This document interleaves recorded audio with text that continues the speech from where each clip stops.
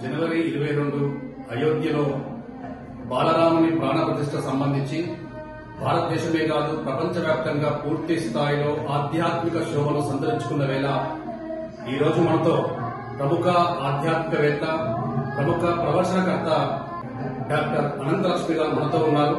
So JSW TV, జై స్వరాజ్య world TV exclusive గా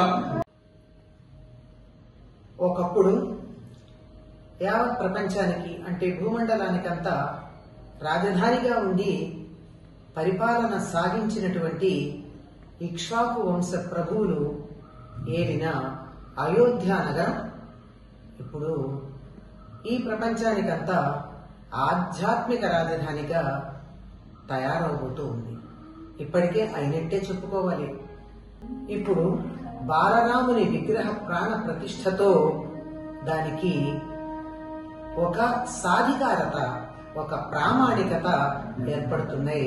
అక్కడి నుంచి ఆధ్యాత్మిక తరంగాలు ప్రపంచమంతా వ్యాప్తి చెంది ఎక్కడెక్కడైతే సనాతన ధర్మాన్ని అనుసరించేటటువంటి వారు ఉన్నారో, అంతేకాకుండా అసలు ధర్మ మార్గం అంటే ఇష్టమైనటువంటి వాడు ఉన్నారో వాళ్ళందరినీ కూడా చక్కగా పరిపాలించడం జరుగుతుంది.